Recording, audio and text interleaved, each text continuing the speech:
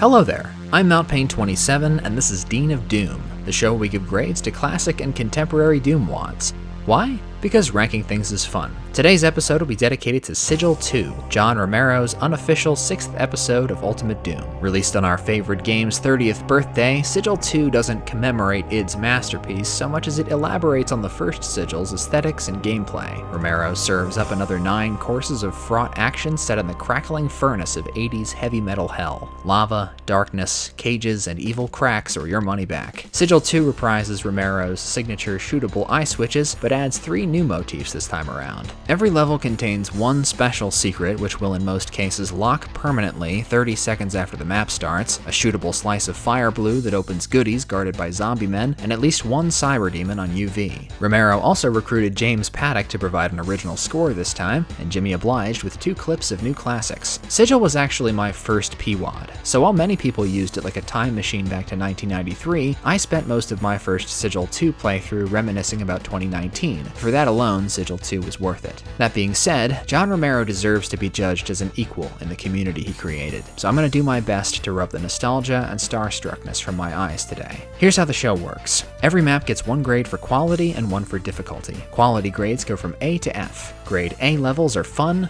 memorable, visually distinctive, creative, and a fair challenge. We grade difficulty from X to E. X for extreme, E for easy, A through D in between. Keep in mind, my idea of a great map is probably not the same as yours, but that's okay. Disagreeing is part of the fun, after all. At the end of the day, this show is about spreading the joy of Doom. So let's do so. Before we start, the rules are we play on ultra-violence and must pistol start each level. I need to play the wad twice before reviewing it. Saves are allowed, and we go for 100% kills in all levels, making exceptions when it's just not worth it. I play on Z-Doom, and today's compatibility is limit removing. Note that we're playing Sigil II version 1.0. Same one that released on Doomsday 2023. Now, to the wad. E6M1, Cursed Darkness. It takes about 10 seconds for the initial euphoria of playing Sigil II to curdle into pain. My first Sigil 1 playthrough was cushioned by foreknowledge, and I'll never take that for granted again. Cursed Darkness absolutely hobbled me. On December 10th, I staggered out of here with several secrets missing and a dozen monsters still kicking. With a cyberdemon in the first room, hit scanners and 20 damage lava everywhere, a pittance of health pickups, and an exit surprise party I could barely believe, Cursed Darkness is one long wince broken up by way too many eye switches. I don't mind the pitilessness, but Romero's game design guide hand is too strong. The dark room seems clunky and overcomplicated until you realize that you don't actually need to shoot any of the eye switches to ride up the exit elevator. This begs the question, why not? The awkwardness of the Cyberdemon Sky Crusher sequence outweighs its ingenuity, and I'm not talking about the Sky Crusher itself. The bullet cave revealing an invuln, and the invuln revealing the Crusher switch feels very contrived. The 30-second secret reopens when you smush Cybe, so don't risk your life for it. Trademarked and time-wasting though it is, I do like the view from the chain gun, and it's hard not to respect Romero's stick-to-itiveness with shimmying secrets. He always makes them worth the trouble. It was fun to wriggle in Cursed Darkness's clutches once, but replays felt stilted. Grade B-, difficulty A-. E6M2, Violent Hatred. A secret-stuffed lodge surrounded by a lake of lava, Violent Hatred is a mischievous streak a mile wide. The hallway closets are crammed with monsters, the courtyard's primed with teleporting fiends and booby traps precious ammo, the front door switch is a fake wall which also disguises a secret bullet box storage space, and there's a cyberdemon tromping around outside for no other reason than to make your tiptoe along the gutter for goodies a bit more precarious. While I'm sure it was fun for John to place this cyberdemon, some unfortunate trees make herding him to the kill zone difficult, and pattering him to death is only worth it for uninterrupted access to fireblu Zombo and his lucky helmet. Romero, you troll. 2 barons will eat all your shells if you don't juice up or find the chain gun, but thankfully half the secrets in this map are easier to spot than this mandatory eye, so you shouldn't be left wanting. Violent Hatred really dried up for me in playthrough 3. After the secrets are found and the cyber gag gets old, this is just the thy flesh consumed outtake. Grade C, difficulty B. E6M3, Twilight Desolation.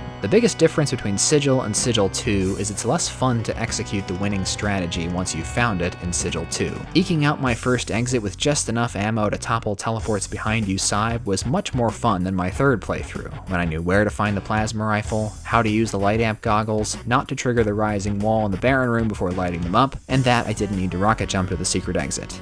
Thanks, Decino. Though aptly and often compared to Mount Erebus, Twilight Desolation is much more restrictive. You're almost guaranteed to take super lava damage using the teleporters, and unless you find all the sigil eyes and scooch around almost every elastic collision you can find, you'll lack the heavy weaponry necessary for cleanup. This map is probably the most egregious example of Sigil II's secret bloat. There's one secret area for every 8 monsters in Twilight Desolation. They're fun to find once, but chore-ish to checkbox once you know where to go, and that's this map in a nutshell. Grade C+, difficulty B-. E6M9, Shattered Homecoming. Welcome back to 1993. Kind of. Even if you make it to the timed secret closet, Shattered Homecoming keeps you on a short leash with ammo at the start. You'll want to double back from the computer maze with your plasma gun and clear out the upstairs before proceeding through the red door. Nested within the fireblu secret is a sigil eye, which reveals a teleporter that sends you to the deathmatch map. It's a cute detour, and the parapet jump ramps are neat, but the layout and deco are distractingly mundane. Shattered Homecoming has some weak progression moments too. Romero relies on the player hitting certain marks to reveal switches and open doors, the most jarring of which is the yellow key ambush. Why is it sitting in a broom closet? And why does grabbing a box of rockets open that closet? I'm not sure what to make of these room labels either. They're conspicuous in the same way that most custom textures were in the mid-90s. The rest of the map is as visually strong as anything Romero's done though, especially the ending, which looks like E1M3 with a huge bite taken out of it. The hellish corruption shtick makes a much bigger impact when applied to man-made environments. Shattered Homecoming seesaws between flub and instant classic, but Jimmy's MIDI lets it play the latter part more convincingly.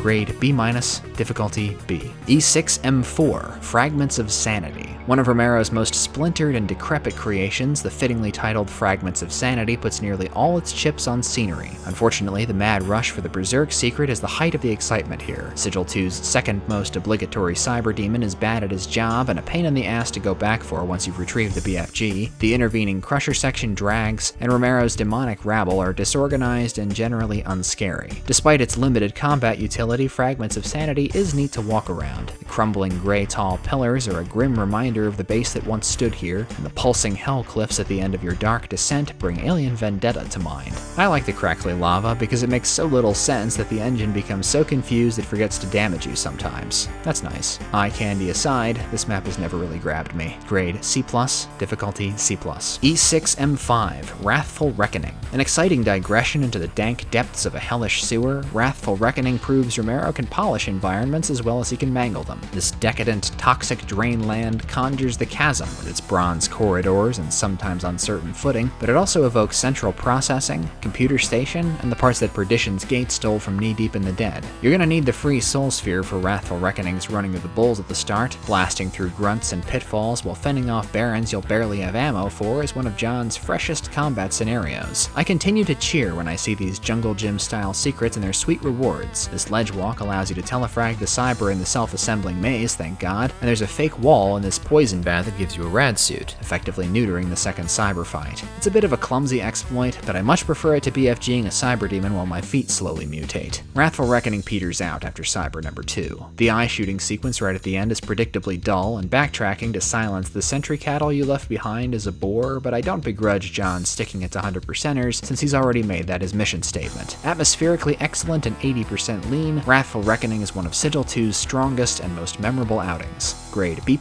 difficulty B. E6M6, Vengeance Unleashed. Hell is digging its hooves in. Like a grander, eviler Paths of Wretchedness, Vengeance Unleashed is 3 prongs of punishment. On the right, we have extreme rock climbing, followed by an unholy prison riot. Straight ahead is a 3-floor hell hotel. There's a vacancy for 1 dead Doom guy, room service included. And on the left is the scariest cyberdemon maze I've seen since John Romero's last cyberdemon maze. As soon as you have 40 to 60 hit points to spare, jump into the lava tube and hustle to the BFG. There is a secret rad suit you can use, but it's part of a string of ledge walking secrets in the labyrinth section. I lack the requisite patience and dexterity for the super combo of rad suit, BFG, Invuln, Cyber 2-tap, if that's even intended. The Big Minotaur is my least favorite part of the map, but at least you got Jimmy Paddock's noggin joggin'.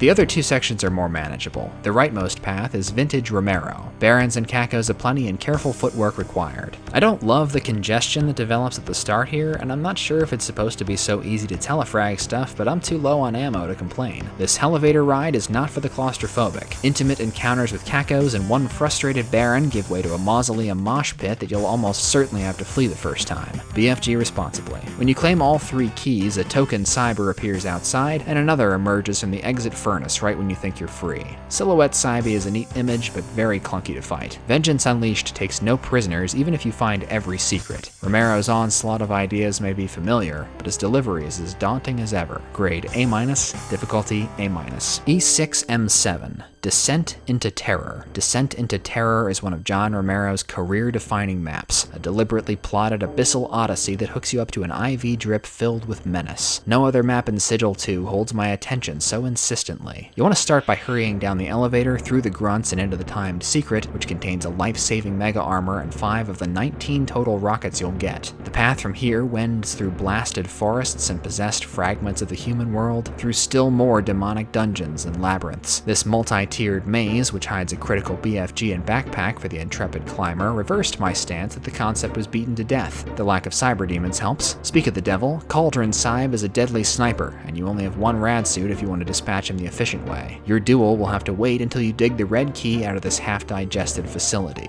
Tiptoeing between the strobes, it occurred to me that Descent into Terror might be a Romero retrospective of sorts. Knee Deep in the Dead is barely recognizable, but it's here, and so is Against Thee Wickedly, Abandoned Mines, Tech Gone Bad, and Abaddon's Void. I like to think John is toying with our collective memory a bit here. With all loose ends tied, take a pensive ride through the cattle chute of lifts and prepare for a mini boss rush. These 4 barons are no joke if you're as desperate for ammo as I was on first pass, and then there's a farewell party for you in the castle. Time passes quickly in this map. It's a tense, methodical, and absorbing adventure. Grade A-, difficulty B. E6M8, Abyss of Despair. As a card-carrying Sigil Map 8 apologist, this one was particularly brutal to sit through 3 times. After an insipid preamble spent poking around another red cavern that's been force-fed shootable switch secrets, Romero unveils the final showdown, which utterly befouls the bed. This time, instead of a cyberdemon and a spider mastermind in a hallway, it's 2 cyberdemons and a mastermind out in the open, which might have been a little more climactic if Romero didn't let you leave whenever you wanted. Spider Mama's health has been tripled to let her win at infighting, so there's nothing keeping you from popping in and out of the arena until Spidey kills both goats or dies trying. This pathetic spectacle is dragged out by the oscillating platforms, which have absolutely no purpose except to annoy you.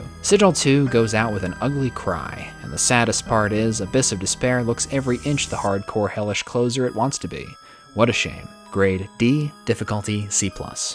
So, if Sigil was the perfect bridge from the base games to the wide world of community creations, then Sigil II cements Romero's place in that world. On top of being Doom's most famous designer, he is now a fully tenured community mapper with a singular, sometimes anachronistic style. I still enjoy reciting the script on OG Sigil's 9 levels, and I don't think that's solely because I was new to Dooming when I discovered it. But replaying Sigil 2 took the life out of it for me. The first Sigil is just a little tighter, simpler, and more unified than its sequel. Sigil 2 hams it up with gimmicks, devalues secrets by drowning you in them, flirts with different themes, and most importantly becomes much easier to deconstruct with foreknowledge. My raggedy first impressions of these maps were a hell of a lot more fun than my practiced runs, which is not my experience with Doom by and large. I think Sigil 2 worked better as an event than as a WAD. It will have always been an outrageous, nostalgic jaunt in December of 23, but I don't think I'll need to revisit it. I am prepared for Hellion though. My final grade for Sigil 2 is a B-.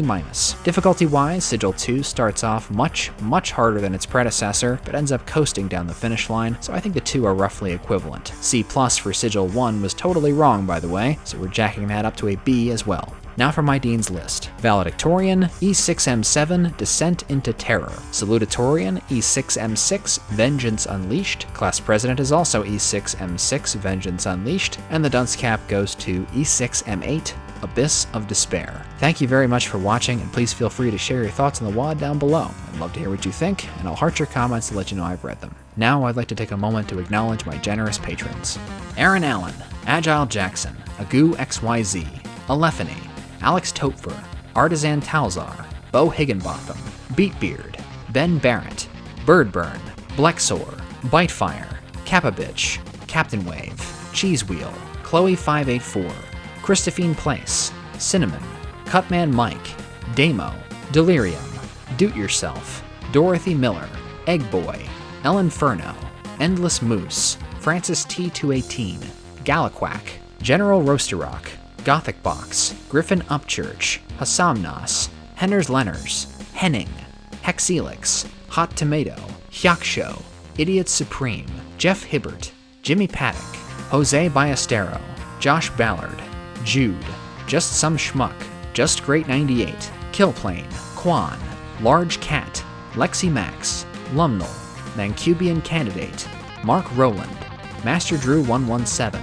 Matt G, McJimbles, Michael Akins, Miracle Water, Mixer, Moko Mothman MM47, Mozicon, Mr. Bob Cyndaquil, MSX, Myolvin, Nafferty, Neurometry, Nick XCOM, Knights 108, Number 26, Not Obelisk, NX Avery, Omnibot, Painful Hill 72, Pengerzan, Pezivang Jaj, Phantom Puff, Philip Coffee, Princess Entrapta, Pyro She, Quibs, Red Doomed Earth, Reese, Reese Anderson, Richard Fry, Roadworks, Roofy, Sean Grant, Sid Menon, Sir Lethbridge Stewart, Snacker Fork, Stonemason, Stupid Nick, Sundry 66, Sunriser, Super Pecan Man, Sylvester Priss, Tarakushino, The Fiery Charmeleon, The Lippy Server, The Sapphire Try, TJG 1289, Trilby Trillion, Turbine 2K5, Video Game Lover, Wandering Autumn Leaves, Why Bemo Not a Crab, and William Huber. Thank you. I appreciate you all very much. This is Mount Pain 27, and I'll see you in the Dean of Doom Season 3 finale.